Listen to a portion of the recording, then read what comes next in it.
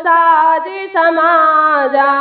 विंध्याचल का वीर बन गयऊ, मृग पुनीत बहु मारत भयऊ। एक बार वह राजा एक अच्छे घोड़े पर सवार होकर शिकार का सब सामान सजाकर विंध्याचल के घने जंगल में गया और वहां उसने बहुत से उत्तम उत्तम हिरण मारे। फिरत विपिन नभ दिखे बराहु, जनु मन दूरेउ शशि ग्रसराहु। बड़ विदुरहि समात मुख माही, मनऊ क्रोध बस उगलत नाही। राजा ने वन में फिरते हुए एक सूअर को देखा। दांतों के कारण वह ऐसा दिख पड़ता था मानो चंद्रमा को ग्रस कर मुंह में पकड़कर राहु वन में आ छिपा हो। चंद्रमा बड़ा होने से उसके मुंह में समाता नहीं है और मानो क्रोधवश वह भी उसे उगलता नहीं है। कोल कराल दसन छवि गाई, तनु विशाल पीवर अधिकाई। गुरु गुरात हयारो पाए, चकित बिलोकत काने उठाए। यह तो सूअर के भयानक दांतों की शोभा कही गई। इधर उसका शरीर भी बहुत विशाल और मोटा था। घोड़े की आहट पाकर वह घुरघुराता हुआ कान उठाए चौकन्ना होकर देख रहा था। नील महीधर शिखर सम देखे विशाल बराहु, रामा देखे विशाल बराहु। चपर चले हया सुट की, नभ हाक न होए निभाऊ। कह गए कृष्ण मुरारी, भजन कर राधा प्यारी। नील पर्वत के शिखर के समान विशाल शरीर वाले उस सूअर को देखकर राजा घोड़े को चाबुक लगाकर तेजी से चला और उसने सूअर को ललकारा कि अब तेरा बचाव नहीं हो सकता। आवत देख अधिक रविवारी, चले उबरा मरुत गति भारी। तुरत कीन नभ सर संधाना, मई मिल गयऊ ब्लोकतिवाना। अधिक शब्द करते हुए घोड़े को अपनी तरफ आता देखकर सूअर पवन वेग से भाग चला। राजा ने तुरंत ही बाण को धनुष पर चढ़ाया। सूअर बाण को देखते ही धरती में दुबक गया। ताकि ताकि तीर महिष चलावा, कर छल सूअर शरीर बचावा।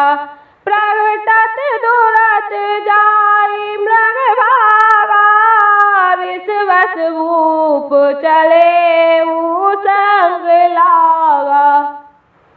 राजा तक तक कर तीर चलाता है परंतु सूअर छल करके शरीर को बचाता जाता है।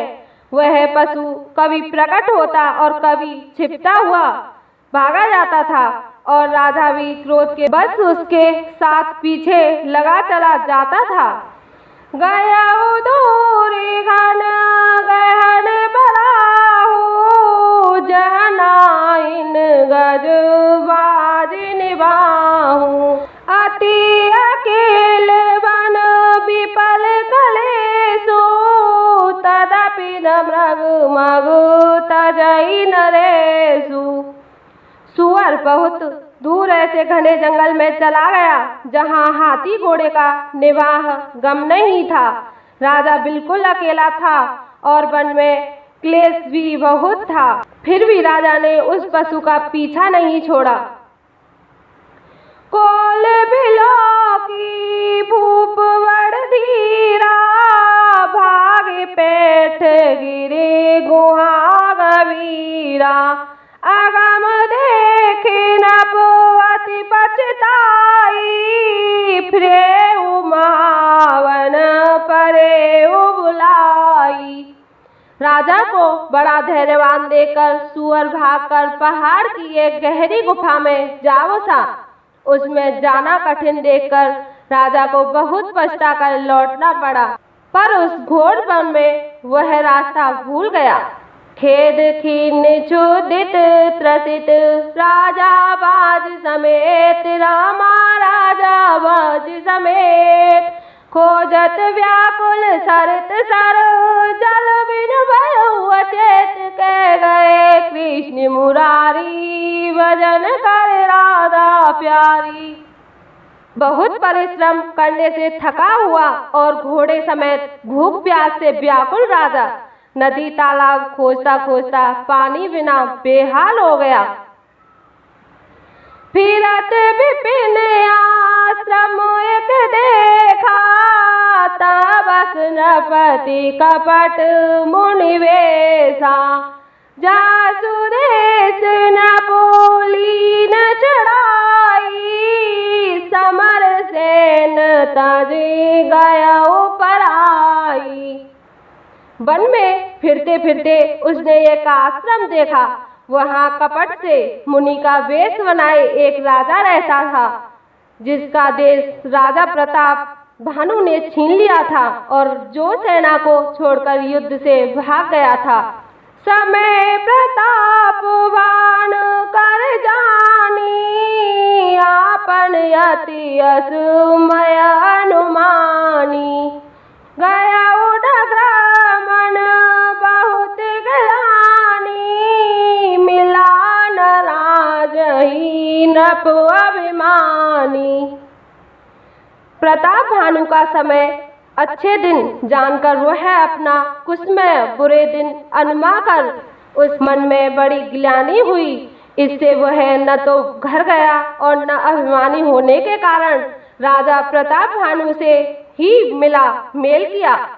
ऋषि और मारे रंग जिम राजा, विपिन बसई तापस के साजा, तासु समीप गवन नप कीना, यह प्रताप रवि ते तब चीना। दरिद्र की भांति मन ही में क्रोध को मारकर वह राजा तपस्वी के वेश में वन में रहता था। राजा प्रताप भानु उसी के पास गया। उसने तुरंत पहचान लिया कि वह प्रताप भानु है। राउत सित नहीं सौंपे जाना, देखी सुवेश महामुनि जाना, उतरी तुरंग देखी न प्रणामा, परम चतुर न कहे निज नामा। राजा प्यासा होने के कारण व्याकुलता में उसे पहचान न सका।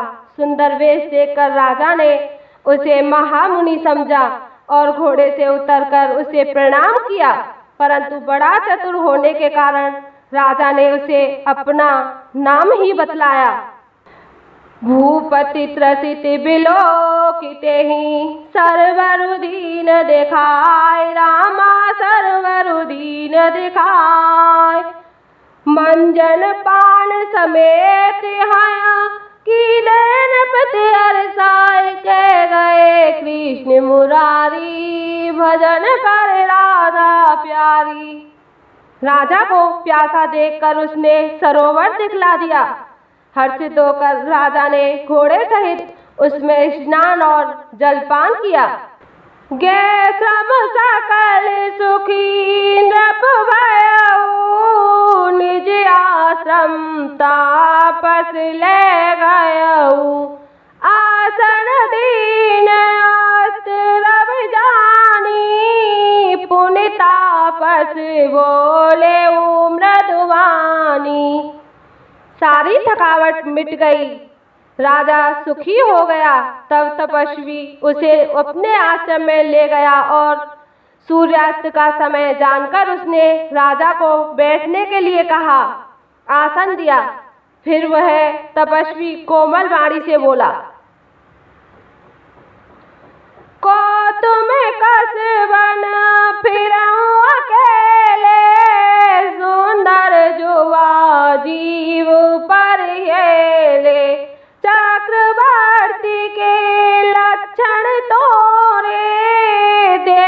अति दया लागी अति मोरे। तुम कौन हो? सुंदर युवक होकर जीवन की परवाह न करके वन में अकेले क्यों फिर रहे हो? तुम्हारे चक्रवर्ती राजा के से लक्षण देखकर मुझे बड़ी दया आती है। नाम प्रताप भानु अवनीसा, तासु सचिव में सुनऊ मुनीसा। फिर यही पर बुलाई, बड़े भाग देखे पद आई। राजा ने कहा, हे मुनीश्वर सुनिए, प्रतापवान नाम का एक राजा है। मैं उसका मंत्री हूँ। शिकार के लिए फिरते हुए राह भूल गया हूँ। बड़े भाग्य से यहाँ आकर मैंने आपके चरणों के दर्शन पाए हैं। हम कहाँ दुर्लभ दरस तुम्हारा, जानत हो कछु भल होने हारा। कहा मुनि तात भयउ अंधियारा, जो जन सतरी नगर तुम्हारा। हमें आपका दर्शन दुर्लभ था, इससे जान पड़ता है कुछ भला होने वाला है। मुनि ने कहा, हे तात, अंधेरा हो गया है। तुम्हारा नगर यहाँ से 70 योजन पर है।